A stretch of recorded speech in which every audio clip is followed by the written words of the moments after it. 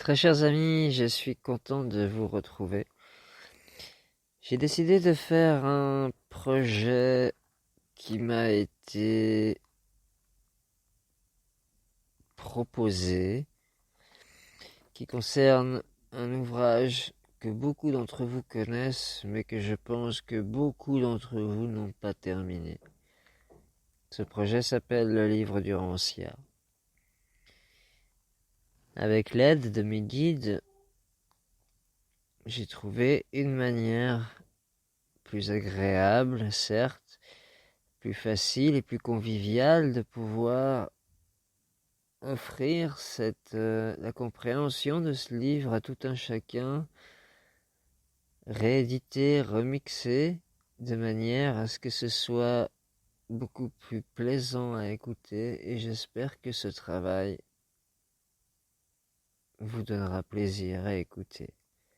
Je vous aime et j'espère que vous aurez du plaisir à suivre ce grand livre qu'est le livre du Rancière. Certes, ce livre fut écrit il y a longtemps, mais je pense qu'aujourd'hui, plus que jamais, il est important de pouvoir prendre note de ce livre avec plaisir sans s'arrêter au milieu parce qu'il est trop long. Alors voilà, je vous laisse donc avec cette nouvelle édition. Je vous aime et à bientôt. Bashkarayo, Shakarayo, Nori, Ti, Bushy, I under the Quay, I Shakai, I quay, Tanania, Noi, Tarian, Quay, and Yanotora, and in a kit, way, and in a kid, I and a kid, Kai, way, and in on the I in London and the London to the Monday and on Irshing and deity on the Jiggy in the chickadilly in the gunning in the ninning and the here get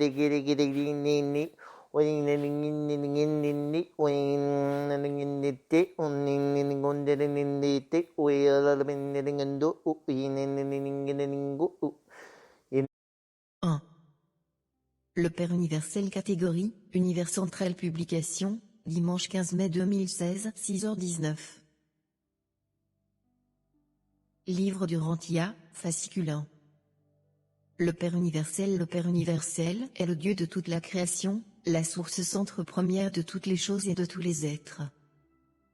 Pensez d'abord à Dieu comme à un créateur, puis comme à un contrôleur, et enfin comme à un soutien infini. La vérité sur le Père universel avait commencé à poindre sur l'humanité lorsque le prophète a dit, « Toi, Dieu, tu es seul, il n'y a personne en dehors de toi. Tu as créé les cieux et les cieux des cieux avec toutes leurs armées. Tu les préserves et tu les contrôles. C'est par les fils de Dieu que les univers ont été faits. Le Créateur se couvre de lumière comme d'un vêtement et il étend les cieux comme un rideau. C'est seulement le concept du Père universel, un Dieu à la place de nombreux dieux, qui a permis à l'homme mortel de comprendre le Père en tant que créateur divin et contrôleur infini. Les myriades de systèmes planétaires ont tous été faits pour être finalement habités par de nombreux types différents de créatures intelligentes, d'êtres qui peuvent connaître Dieu, recevoir l'affection divine et aimer Dieu en retour. L'univers des univers est l'œuvre de Dieu et le lieu de résidence de ces diverses créatures. Dieu a créé les cieux et formé la terre. Il a établi l'univers et n'a pas créé ce monde en vain, il l'a formé pour être habité. Tous les mondes éclairés reconnaissent et adorent le Père universel, l'auteur éternel et le soutien infini de toute la création. Dans les innombrables univers, les créatures douées de volonté ont entrepris le long voyage vers le paradis, la lutte fascinante de l'aventure éternelle pour atteindre Dieu le Père.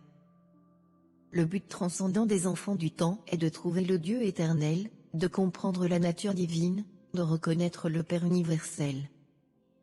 Les créatures qui connaissent Dieu n'ont qu'une ambition suprême, un seul désir brûlant, c'est d'être semblables dans leur propre sphère à ce qu'il est dans sa perfection paradisiaque de personnalité et dans sa sphère universelle de juste suprématie. Du Père universel, qui habite l'éternité, est issu le commandement suprême, soyez parfaits comme moi-même je suis parfait.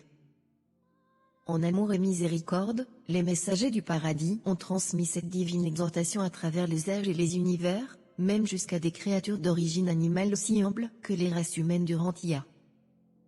Cette magnifique et universelle injonction de s'efforcer d'atteindre la perfection de la divinité est le premier devoir et devrait être la plus haute ambition de toutes les créatures qui se débattent dans la création du Dieu de perfection. Cette possibilité d'atteindre la perfection divine est la destinée finale et certaine de tout l'éternel progrès spirituel de l'homme. Les mortels du Rantia ne peuvent guère espérer être parfaits au sens infini, mais il est entièrement possible à des êtres humains, débutant comme ils le font sur cette planète, d'atteindre le but céleste et divin que le Dieu infini a fixé pour les mortels, et, lorsqu'ils auront accompli cette destinée, ils seront, en ce qui touche la réalisation du moi et l'accomplissement mental, tout aussi complets dans leur sphère de perfection divine que Dieu lui-même dans sa sphère d'infinité et d'éternité. Une telle perfection peut n'être pas universelle au sens matériel, ni sans limite en compréhension intellectuelle, ni finale en expérience spirituelle, mais elle est finale et complète sous tous les aspects finis concernant la divinité de la volonté, la perfection de motivation de la personnalité, et la conscience de Dieu. Tel est le véritable sens du commandement divin, soyez parfaits comme moi-même je suis parfait, qui pousse toujours l'homme mortel en avant et l'appelle vers l'intérieur dans cette longue et fascinante lutte, pour atteindre des niveaux de valeur spirituelle de plus en plus élevés et les véritables significations de l'univers. Cette recherche sublime du Dieu des univers est l'aventure suprême des habitants de tous les mondes du temps et de l'espace. 1. Le nom du Père. De tous les noms sous lesquels Dieu le Père est connu de par les univers, ceux que l'on rencontre le plus souvent sont ceux qui le désignent comme la première source et le centre de l'univers. Le premier Père est connu sous des noms variés dans des univers différents et dans des secteurs différents d'un même univers. Les noms que les créatures attribuent au Créateur dépendent beaucoup du concept que les créatures ont du Créateur. La première source et le centre de l'univers ne s'est jamais révélé par son nom, mais seulement par sa nature. Si nous croyons que nous sommes les enfants de ce Créateur, il est bien naturel que nous finissions par l'appeler Père. Mais c'est un nom de notre propre choix, qui provient de la reconnaissance de notre relation personnelle avec la source centre première. Le Père universel n'impose jamais aucune forme de reconnaissance arbitraire, ni d'adoration formelle, ni de service servile aux créatures des univers doués d'intelligence et de volonté. Il faut que, de même dans leur propre cœur, les habitants évolutionnaires des mondes du temps et de l'espace le reconnaissent, l'aiment et l'adorent volontairement. Le Créateur refuse d'exercer une contrainte sur le libre arbitre spirituel de ces créatures matérielles ou de le forcer à se soumettre. La consécration amante de la volonté humaine à l'exécution de la volonté du Père est le don le plus précieux de l'homme à Dieu. En fait, une telle consécration de la volonté de la créature constitue le seul don réellement valable qu'il soit possible à l'homme de faire au Père du paradis. En Dieu, l'homme vit, se meut et a son existence. Il n'y a rien que l'homme puisse donner à Dieu, excepté ce choix de se conformer à la volonté du Père, et les décisions ainsi prises par les créatures douées d'intelligence et de volonté dans les univers, constituent la réalité de cette véritable adoration, qui satisfait si pleinement la nature du Père créateur, dominé par l'amour. Une fois devenu vraiment conscient de Dieu, lorsque vous aurez réellement découvert le majestueux Créateur et commencé l'expérience de la réalisation de la présence interne du divin contrôleur, alors, selon vos lumières et en conformité avec la manière et la méthode par laquelle les divins fils révèlent Dieu, vous trouverez un nom pour le Père universel. Ce nom exprimera de façon adéquate votre concept de la grande source centre première. Et c'est ainsi que, dans des mondes différents et des univers variés, le Créateur est connu sous de nombreuses appellations. Dans l'esprit des relations, elles ont toutes la même signification, mais, en mots et en symboles, chaque nom représente le degré et la profondeur avec lesquels Dieu est intronisé dans le cœur de ses créatures d'un royaume déterminé. Près du centre de l'univers des univers, le Père universel est généralement connu sous des noms qui peuvent être considérés comme signifiant source première. Plus loin au dehors, dans les univers de l'espace, les termes employés pour désigner le Père universel signifient plus souvent le centre universel. Plus loin encore dans la création étoilée, par exemple dans le monde siège de votre univers local, il est connu comme la première source créatrice et le centre divin. Dans une constellation voisine, Dieu est appelé le Père des univers, dans une autre le soutien infini, et Valeste, le divin contrôleur. Il a aussi été appelé le Père des Lumières, le don de la vie et l'unique tout-puissant. Sur les mondes où un fils du paradis a vécu une vie d'effusion, Dieu est généralement connu par quelques noms indiquant une relation personnelle, une tendre affection et une dévotion paternelle. Au siège de votre constellation, on se réfère à Dieu comme Père universel. Sur différentes planètes de votre système local de monde habité, il est diversement connu comme le Père des Pères, le Père du Paradis, le Père de Havona et le Père Esprit. Ceux à qui Dieu a été révélé par les effusions des fils du paradis finissent par céder à l'appel sentimental de la touchante relation d'association entre créatures et créateurs et appellent Dieu notre Père. Sur une planète de créatures sexuées, dans un monde où les impulsions émotionnelles des parents sont inhérentes au cœur des êtres intelligents, le mot Père devient un nom très expressif et approprié pour le Dieu éternel. Sur votre planète Urantia, il est mieux connu et plus universellement reconnu sous le nom de Dieu. Le nom qu'on lui donne a peu d'importance. L'essentiel est de le connaître et d'aspirer à être semblable à lui. Vos anciens prophètes l'ont appelé à juste titre le Dieu éternel, et ont parlé de lui comme de celui qui habite l'éternité. 2. La réalité de Dieu est la réalité primordiale dans le monde spirituel. Dieu est la source de la vérité dans les sphères mentales. Dieu couvre tout de son ombre d'un bout à l'autre des royaumes matériels. Pour toutes les intelligences créées, Dieu est une personnalité et, pour l'univers des univers, il est la source centre première de réalité éternelle. Dieu n'est semblable ni à un homme ni à une machine. Le Père premier est esprit universel, vérité éternelle, est en réalité infinie et personnalité paternelle. Le Dieu éternel est infiniment plus que la réalité idéalisée ou l'univers personnalisé. Dieu n'est pas simplement le désir suprême de l'homme, la recherche du mortel devenu réalité objective. Dieu n'est pas non plus un simple concept, le potentiel de pouvoir de la droiture. Le Père universel n'est ni un synonyme de la nature, ni la loi naturelle personnifiée. Dieu est une réalité transcendante, et non simplement le concept humain traditionnel des valeurs suprêmes. Dieu n'est ni une focalisation psychologique de signification spirituelle, ni l'œuvre la plus noble de l'homme. Il se peut que Dieu soit l'un de ces concepts ou tous ces concepts dans le mental des hommes, mais il est plus que cela. Il est une personne salvatrice et un père aimant pour tous ceux qui jouissent de la paix spirituelle sur terre et qui souhaitent ardemment faire l'expérience de la survie de la personnalité lors de la mort. L'actualité de l'existence de Dieu est démontrée dans l'expérience humaine par la divine présence intérieure, le moniteur d'esprit envoyé du paradis pour vivre dans le mental mortel de l'homme, et pour l'aider à y développer l'âme immortelle destinée à survivre éternellement. La présence de cet ajusteur divin dans le mental humain est révélée par 3 phénomènes expérientiels, la capacité intellectuelle de connaître Dieu, la conscience de Dieu. L'impulsion spirituelle à trouver Dieu, la recherche de Dieu. Le désir intense qu'a la personnalité d'être semblable à Dieu, le désir sincère de faire la volonté de Dieu. L'existence de Dieu ne pourra jamais être prouvée par des expériences scientifiques, ni par des déductions logiques de la raison pure. On ne peut réaliser ce qu'est Dieu que dans les domaines de l'expérience humaine. Toutefois, le vrai concept de la réalité de Dieu est raisonnable pour la logique, plausible pour la philosophie, essentiel pour la religion et indispensable pour tout espoir de survie de la personnalité. Ceux qui connaissent Dieu ont expérimenté le fait de sa présence. Ces mortels connaissant Dieu possèdent, dans leur expérience personnelle, la seule preuve positive de l'existence du Dieu vivant qu'un être humain puisse offrir à un autre.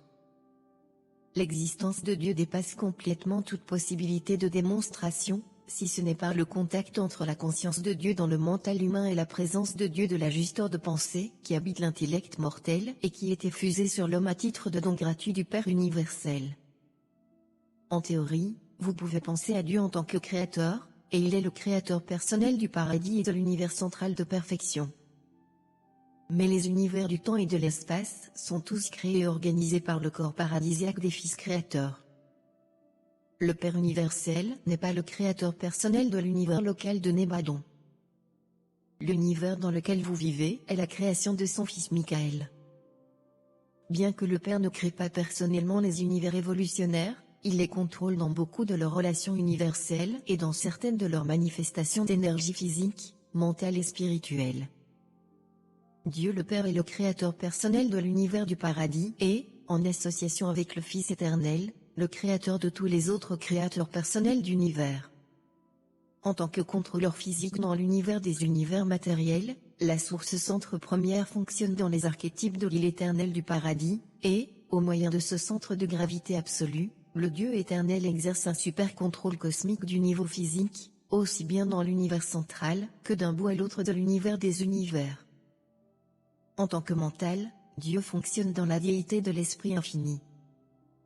En tant qu'Esprit, Dieu est manifeste dans la personne du Fils éternel et dans celle des divins enfants du Fils éternel.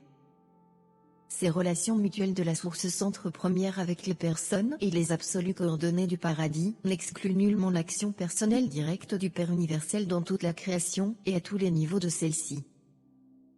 Par la présence de son esprit fragmenté, le Père créateur maintient en contact immédiat avec ses enfants créatures et ses univers créés. Dieu est un esprit universel, Dieu est esprit. Il est une présence spirituelle universelle. Le Père universel est une réalité spirituelle infinie. Il est le seul vrai Dieu souverain, éternel, immortel et invisible. Bien que vous soyez la progéniture de Dieu, il ne faut pas croire que le Père vous ressemble par la forme et le physique, parce qu'on a dit que vous aviez été créé à son image, habité par des moniteurs de mystère des péchés de la résidence centrale de sa présence éternelle. Les êtres d'esprit sont réels, bien qu'ils soient invisibles aux yeux humains et n'aient ni chair ni sang. Un voyant des anciens temps a dit, « Voici, il marche auprès de moi, et je ne le vois pas. Il continue aussi son chemin, mais je ne le perçois pas. » Nous pouvons observer constamment les œuvres de Dieu, nous pouvons être hautement conscients des preuves matérielles de sa conduite majestueuse, mais il est rare que nous puissions contempler la manifestation visible de sa divinité, pas même pour apercevoir la présence de l'Esprit qu'il a délégué pour habiter l'homme. Si le Père universel est invisible, ce n'est pas parce qu'il se cache des créatures inférieures ayant des handicaps matériels et des dons spirituels limités. La situation est plutôt la suivante, vous ne pouvez voir ma face, car aucun mortel ne peut me voir et vivre. Nul homme matériel ne saurait contempler le Dieu esprit et préserver son existence de mortel. Il est impossible au groupe inférieur d'êtres spirituels et à tous les ordres de personnalités matérielles d'approcher la gloire et l'éclat spirituel de la présence de la personnalité divine. La luminosité spirituelle de la présence personnelle du Père est une lumière que nul homme mortel ne peut approcher, que nulle créature matérielle n'a vu et ne peut voir. Mais il n'est pas nécessaire de voir Dieu avec les yeux de la chair pour le discerner avec la vision foi du mental spiritualisé. Le Père universel partage pleinement sa nature spirituelle avec son moi coexistant, le Fils éternel du paradis. De la même manière, le Père et le Fils partagent tous deux, pleinement et sans réserve, l'Esprit universel et éternel avec leurs coordonnées de personnalité conjoint, l'Esprit infini. En lui-même et de lui-même, l'Esprit de Dieu est absolu, dans le Fils il est non qualifié, dans l'Esprit, il est universel et chez eux tous il est infini. Dieu est un esprit universel. Dieu est la personne universelle. La réalité personnelle suprême de la création finie est esprit. La réalité ultime du cosmos personnel est esprit absonite. Seuls sont absolus les niveaux de l'infinité, et c'est seulement sur ces niveaux qu'il y a finalité d'unité entre matière, mental et esprit. Dans les univers, Dieu le Père est potentiellement le super-contrôleur de la matière, du mental et de l'esprit. Dans l'immensité de sa création, Dieu ne traite directement avec les personnalités douées de volonté qu'au moyen de son vaste circuit de personnalités. Mais, on ne peut le contacter en dehors du paradis que dans les présences de ces entités fragmentées, la volonté de Dieu au loin dans les univers.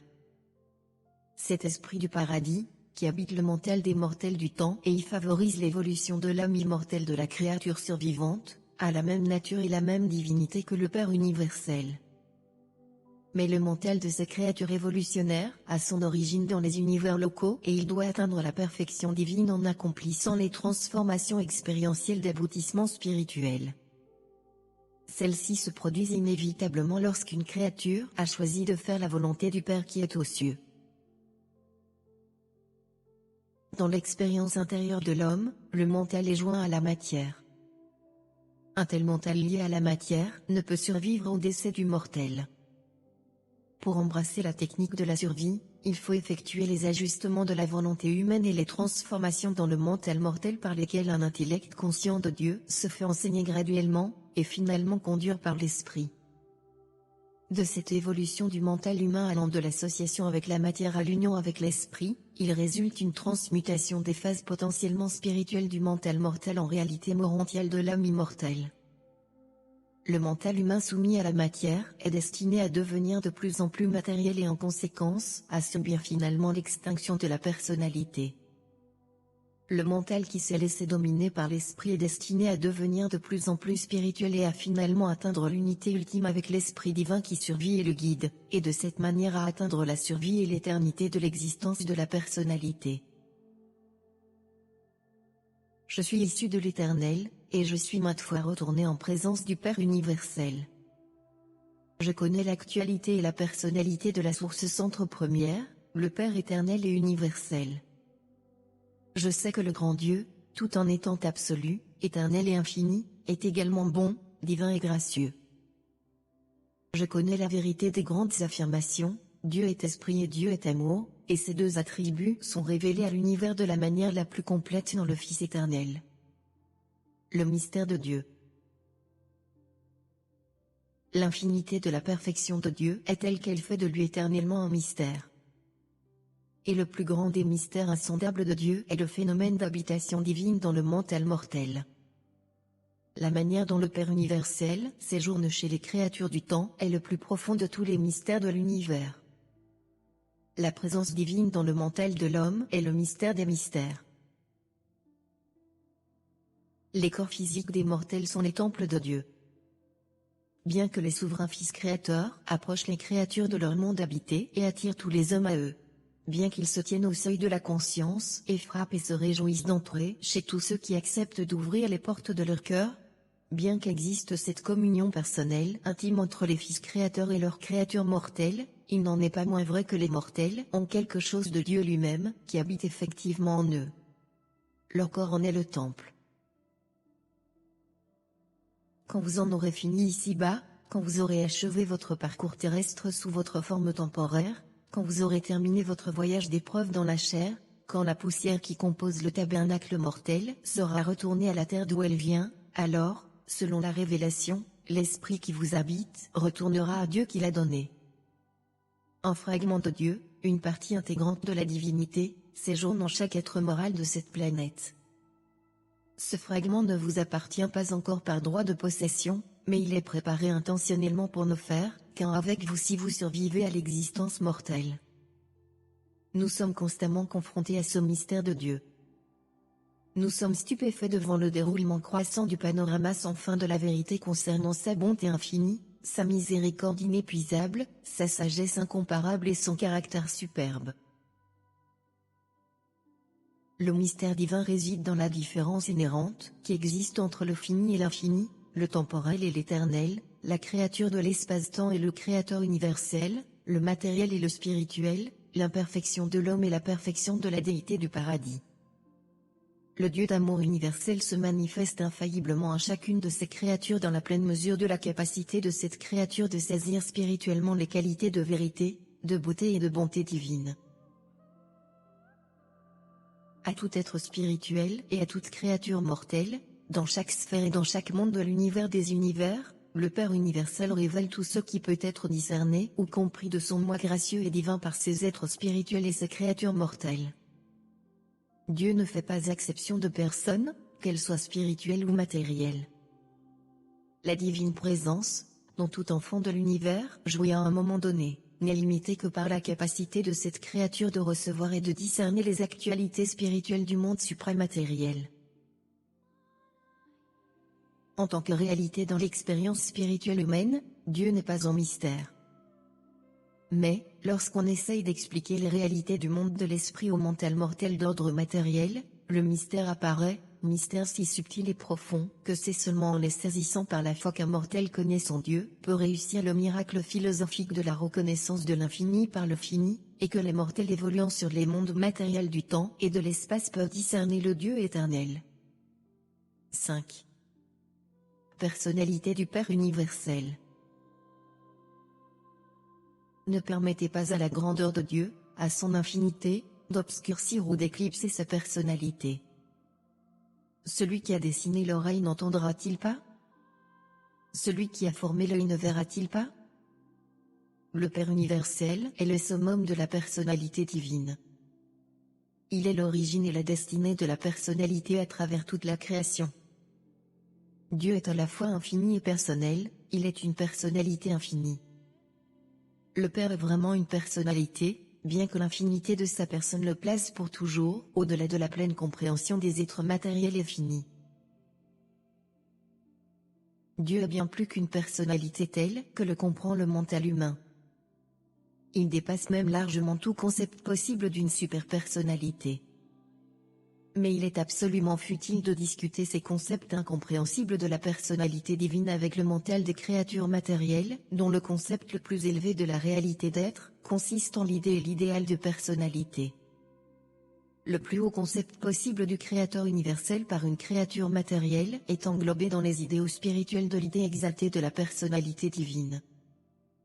Donc, bien que vous puissiez savoir que Dieu doit être beaucoup plus que la conception humaine de la personnalité, vous savez bien aussi que le Père universel ne peut pas être moins qu'une personnalité éternelle, infinie, véritable, bonne et belle. Dieu ne se dissimule à aucune de ses créatures. Il est inapprochable par de si nombreux ordres d'êtres seulement, parce qu'il demeure dans une lumière que nulle créature matérielle ne peut approcher. L'immensité et la grandeur de la personnalité divine dépassent la portée du mental imparfait des mortels évolutionnaires. Dieu mesure les eaux dans le creux de sa main, et un univers avec l'empan de sa main. C'est lui qui est assis sur l'orbite de la Terre, lui qui étend les cieux comme un rideau et les déploie comme un univers pour qu'on l'habite. Levez les yeux au ciel et voyez qui a créé toutes ces choses, qui fait sortir par nombre leur monde, et les appelle tous par leur nom. C'est ainsi, en vérité, que les choses invisibles de Dieu se comprennent partiellement par les choses qui sont faites. Aujourd'hui et tel que vous êtes, il vous faut discerner l'artisan invisible à travers sa création multiple et diverse, ainsi que par la révélation et le ministère de ses fils et de leurs nombreux subordonnés. Bien que les mortels matériels ne puissent voir la personne de Dieu, ils devraient se réjouir dans l'assurance qu'il est une personne. Acceptez par la foi la vérité dépeignant le Père universel comme ayant tant aimé le monde qu'il a pourvu à l'éternelle progression spirituelle de ses humbles habitants. Il trouve sa joie dans ses enfants. Dieu n'est dépourvu d'aucun de ses attributs suprahumains et divins qui constituent une personnalité de créateur parfaite, éternelle, aimante et infinie.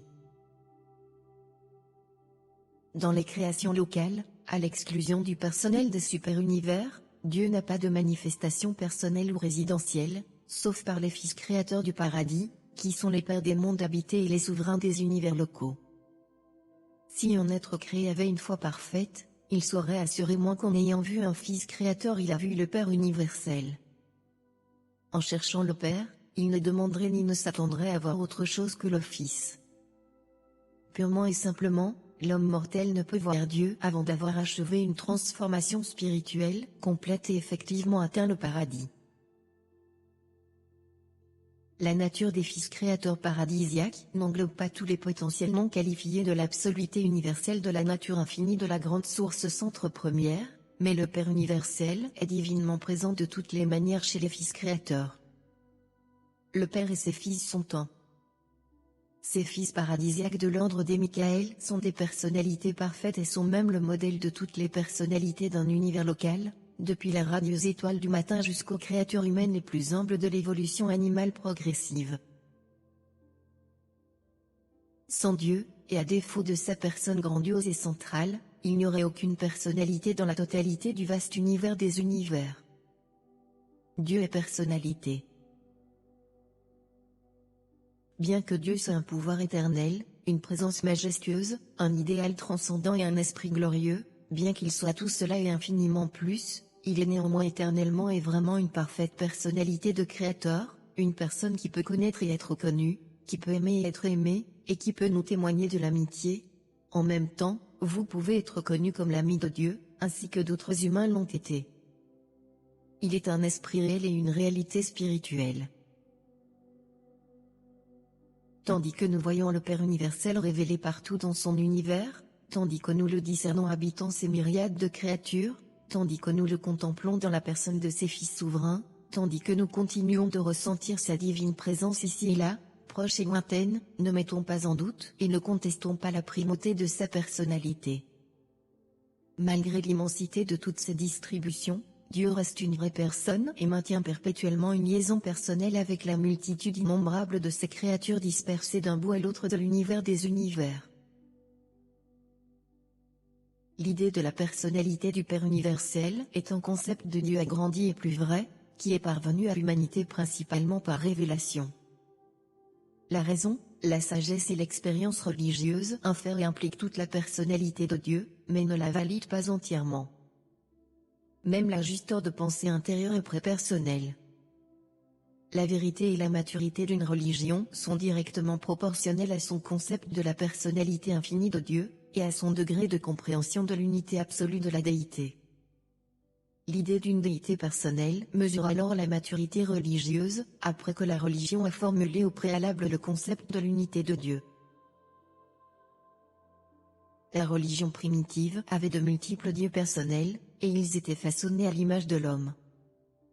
La révélation affirme la validité du concept de personnalité de Dieu, ce qui n'est qu'une simple possibilité dans le postulat scientifique d'une cause première et n'est suggéré que sous condition dans l'idée philosophique de l'unité universelle. C'est seulement par la voie de la personnalité qu'une personne peut commencer à comprendre l'unité de Dieu. Si l'on nie la personnalité de la source centre première, il ne reste qu'une alternative philosophique, matérialisme ou panthéisme. En contemplant la déité, il faut dépouiller le concept de personnalité de l'idée de corporéité. Ni chez l'homme ni chez Dieu, un corps matériel n'est indispensable pour une personnalité. L'erreur de la corporéité apparaît dans les deux extrêmes de la philosophie humaine. Dans le matérialisme, l'homme cesse d'exister en tant que personnalité puisqu'il perd son corps à son décès. Dans le panthéisme, Dieu n'est pas une personne puisqu'il n'a pas de corps. Le type suprahumain de personnalité progressive fonctionne dans une union de mental et d'esprit. La personnalité n'est pas simplement un attribut de Dieu. Elle représente plutôt la totalité de la nature infinie coordonnée et de la volonté divine unifiée, parfaitement exprimée en éternité et universalité. Au sens suprême, la personnalité est la révélation de Dieu à l'univers des univers. Dieu, étant éternel, universel, absolu et infini, ne grandit pas en connaissance et n'augmente pas en sagesse. Dieu n'acquiert pas d'expérience comme l'homme fini pourrait le conjecturer ou le comprendre. Mais, dans les royaumes de sa propre personnalité éternelle, il goûte vraiment ces expansions continues de réalisation de soi qui sont, dans une certaine mesure, comparables et analogues à l'acquisition d'une expérience nouvelle par les créatures finies des mondes évolutionnaires. La perfection absolue du Dieu infini le conduirait à souffrir les affreuses limitations de la finalité non qualifiée de la perfection s'il n'y avait pas le fait que le Père universel participe directement à la lutte de la personnalité de toutes les âmes imparfaites du vaste univers qui cherchent, avec l'aide divine, à faire l'ascension des mondes d'en haut spirituellement parfaits. Cette expérience progressive de chaque être spirituel et de chaque créature mortelle, dans tout l'univers des univers, fait partie de la conscience des déités toujours croissante du Père concernant le cercle divin et son fin de la réalisation perpétuelle de soi. Il est littéralement vrai que dans toutes vos afflictions, il est affligé. Dans tous vos triomphes, il triomphe en vous et avec vous. Son divin esprit prépersonnel est réellement une partie de vous. L'île du paradis répond à toutes les métamorphoses physiques de l'univers des univers.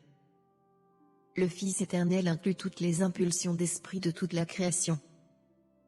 L'acteur conjoint englobe toutes les expressions mentales du cosmos en expansion. Le Père universel réalise dans la plénitude de la conscience divine toute l'expérience individuelle gagnée au cours des luttes progressives soutenues par les forces mentales croissantes et les esprits ascendants de chaque entité, être et personnalité de l'ensemble de la création évolutionnaire du temps et de l'espace. Et tout ceci est littéralement vrai, car en lui nous vivons tous, nous nous mouvons et nous avons notre existence. Personnalité dans l'univers. La personnalité humaine est l'ombre-image projetée dans l'espace-temps par la personnalité du divin créateur. Or, nulle actualité ne saurait être comprise convenablement par l'examen de son ombre. Il faudrait interpréter les ombres en fonction de la vraie substance. Pour la science, Dieu est une cause, pour la philosophie, il est une idée, et, pour la religion, il est une personne, précisément le Père céleste et aimant. Pour les savants, Dieu est une force primordiale. Pour les philosophes, une hypothèse d'unité. Pour les personnes religieuses, une vivante expérience spirituelle. L'homme a un concept inadéquat de la personnalité du Père universel, et ce concept ne peut être amélioré que par le progrès spirituel de l'homme dans l'univers. Il ne deviendra vraiment adéquat qu'au moment où les pèlerins du temps et de l'espace atteindront finalement au paradis le divin embrasement du Dieu vivant. N'oubliez jamais que les points de vue conçus par Dieu et par l'homme en ce qui concerne la personnalité sont aux antipodes l'un de l'autre. L'homme considère et comprend la personnalité en regardant du fini vers l'infini, alors que Dieu regarde de l'infini vers le fini. L'homme détient le type de personnalité le plus bas, Dieu détient la plus élevée, elle est même suprême, ultime et absolue. Il a donc fallu que les concepts améliorés de la personnalité divine attendent patiemment l'apparition d'idées meilleures sur la personnalité humaine, et en particulier une révélation supérieure de la personnalité à la fois divine et humaine dans la vie de fusion sur Urantia de Michael, le Fils créateur. L'Esprit divin prépersonnel, qui habite le mental humain, apporte par sa seule présence la preuve valable de son existence réelle, mais le concept de personnalité divine ne peut être saisi que par la clairvoyance spirituelle résultant d'une expérience religieuse personnelle et authentique. Toute personne, humaine ou divine, est susceptible d'être connue et comprise indépendamment des réactions externes ou de la présence matérielle de cette personne. Pour une amitié entre deux personnes, un certain degré d'affinité morale et d'harmonie spirituelle est essentiel. Une personnalité aimante ne peut guère se révéler à une personne dépourvue d'amour. Même, pour qu'un homme approche la connaissance d'une personnalité divine, il faut qu'il consacre totalement à cet effort tous les dons de personnalité dont il est nanti. Une dévotion partielle et sans enthousiasme sera inefficace. Mieux un homme se comprend complètement lui-même, et apprécie les valeurs de personnalité de ses compagnons, plus il aura soif de connaître la personnalité originelle, et plus ardemment cet homme connaît son Dieu s'efforcera de devenir semblable à la personnalité originelle. On peut discuter des opinions sur Dieu, mais l'expérience en lui et avec lui existe au-dessus et au-delà de toute controverse humaine et de la simple logique intellectuelle. L'homme qui connaît Dieu décrit ses expériences spirituelles non pas pour convaincre les incroyants, mais pour l'édification et la satisfaction mutuelle des croyants. Admettre que l'univers peut être connu et qu'il est intelligible, c'est admettre qu'il est construit par un mental et dirigé par une personnalité. Le mental de l'homme ne peut que percevoir les phénomènes mentaux dans un autre mental, qu'il soit humain ou suprahumain. Si la personnalité de l'homme peut faire l'expérience de l'univers, c'est qu'il y a un mental divin et une personnalité actuelle recélée quelque part dans cet univers. 1.01, 6.8 Dieu est esprit, personnalité spirituelle. L'homme est également un esprit, personnalité spirituelle potentielle. Jésus de Nazareth atteignit la pleine réalisation de ce potentiel de la personnalité spirituelle dans l'expérience humaine. C'est pourquoi la vie où il a accompli la volonté du Père est devenue pour l'homme la révélation la plus complète et la plus idéale de la personnalité de Dieu. Bien que l'on ne puisse saisir la personnalité du Père universel que dans une expérience religieuse effective, la vie terrestre de Jésus nous inspire par la démonstration parfaite d'une telle réalisation et d'une telle révélation de la personnalité de Dieu dans une expérience vraiment humaine. Valeur spirituelle du concept de personnalité. Lorsque Jésus parlait du Dieu vivant, il se référait à une déité personnelle, le Père qui est aux cieux. Le concept de la personnalité de la déité facilite la communion, il favorise une adoration intelligente, il développe une confiance réconfortante. Entre choses non personnelles il peut y avoir interaction, mais non communion. On ne peut jouir de la relation de communion entre Père et Fils, comme entre Dieu et l'homme, que si tous deux sont des personnes. Seules des personnalités peuvent communier l'une avec l'autre, bien que cette communion personnelle puisse être grandement facilitée par la présence d'une entité impersonnelle telle que l'est précisément la justeur de pensée. L'homme ne réalise pas son union avec Dieu comme une goutte d'eau pourrait trouver son unité avec l'océan. L'homme atteint l'union divine par une communion spirituelle réciproque et progressive, par des rapports de personnalité avec un Dieu personnel, par l'accession toujours croissante à la nature divine en se conformant de tout cœur et intelligemment à la volonté divine. Une relation aussi sublime ne peut exister qu'entre des personnalités. Il est peut-être possible de concevoir la vérité séparée de la personnalité, et le concept de beauté peut exister sans personnalité, mais le concept de la bonté divine n'est compréhensible qu'en relation avec la personnalité. Seule une personne peut aimer et être aimée. Même la beauté et la vérité seraient détachées de l'espoir de survie si elles n'étaient les attributs d'un Dieu personnel, un Père aimant. Nous ne saurions pleinement comprendre comment Dieu peut être primordial, invariant, tout-puissant et parfait, et en même temps entouré d'un univers toujours changeant et apparemment limité par des lois, un univers d'imperfection relative en constante évolution. Mais nous pouvons connaître cette vérité dans notre propre expérience personnelle, car nous conservons tous l'identité de notre personnalité et l'unité de notre volonté, malgré les changements constants à la fois en nous-mêmes et dans notre environnement. Ni mathématiques, ni logique, ni philosophie ne peuvent saisir la réalité ultime de l'univers, seul peut y parvenir l'expérience personnelle se conformant progressivement à la volonté divine d'un Dieu personnel. Ni science, ni philosophie, ni théologie ne peuvent valider la personnalité de Dieu.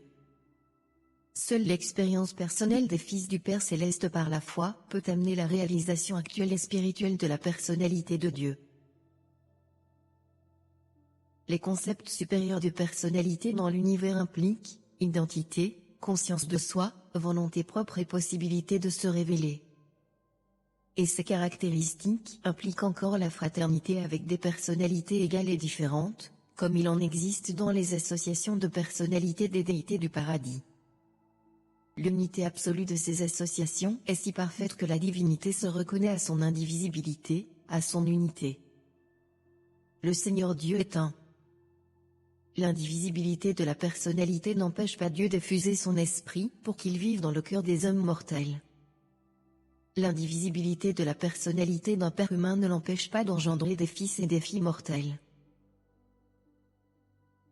Ce concept d'indivisibilité en association avec celui d'unité implique la transcendance à la fois du temps et de l'espace par l'ultimité de la déité. En conséquence, ni le temps ni l'espace ne peuvent être absolus ou infinis. La source centre première est cette infinité qui transcende sans réserve tout mental, toute matière et tout esprit. Le fait de la Trinité du paradis ne viole en aucune manière la vérité de l'unité divine. Les trois personnalités de la déité du paradis ne font qu'une dans toutes les réactions de la réalité universelle et dans toutes les relations avec les créatures. L'existence de ces trois personnes éternelles ne viole pas non plus la vérité de l'indivisibilité de la déité. Je me rends pleinement compte que je n'ai à ma disposition aucun langage adéquat pour exposer clairement au mental mortel comment ces problèmes d'univers se présentent à nous. Mais ne vous découragez pas, même pour les hautes personnalités appartenant à mon groupe d'êtres paradisiaques, la totalité de ces choses n'est pas entièrement claire. Rappelez-vous toujours que ces profondes vérités concernant la déité se clarifieront de plus en plus à mesure que votre mental se spiritualisera au cours des époques successives de la longue ascension des mortels vers le paradis. Présenté par un conseiller divin, membre d'un groupe de personnalités célestes désignées par les anciens des jours du Versa, siège du 7e super-univers, pour superviser, Dans la révélation qui va suivre, les portions concernant les affaires qui débordent les frontières de l'univers local de Nébadon. J'ai mission de parrainer ces fascicules décrivant la nature et les attributs de Dieu, parce que je représente la plus haute source d'informations disponible à cet effet dans n'importe quel monde habité. J'ai servi comme conseiller divin dans chacun des 7 super-univers, et j'ai longtemps résidé au centre paradisiaque de toutes choses. J'ai maintes fois savouré le plaisir suprême de séjourner dans la présence personnelle immédiate du Père universel. Je dépeins la réalité et la vérité de la nature du Père et de ses attributs avec une autorité indiscutable. Je sais de quoi je parle. Copyright 2013 Urantia Foundation. All right reserved. Voilà, chers amis, j'ai voulu, j'espère que vous trouverez cela sans prétention,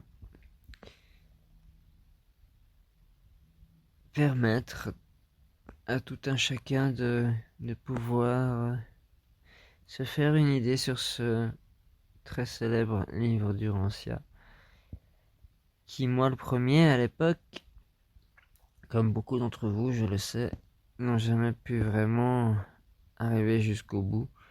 C'est pourquoi j'ai désiré, à la suite d'un rêve la nuit dernière, et aussi à la suite d'une amie qui, suite d'une synchronicité, m'a mis cette intuition en avant, l'idée de vous présenter donc le livre d'Urantia sur ce podcast. Donc je vais te faire, au même titre que le livre que j'avais publié, qui était La mission du Rexégena, je vais faire un podcast qui sera uniquement dédié au livre d'Urantia, et où vous trouverez, je ne peux pas vous dire les tout combien de temps à chaque fois, le volume suivant. Je vous transmets mes meilleures salutations et prenez bien soin de vous. À tout bientôt. Bodingen bodingen bodingen genemo bodingen bedingen bo ticka ticka ticka ticku itika ticka ticka itika itika bodum digging di boom begin di go anda kapotoko ti anda kata potoko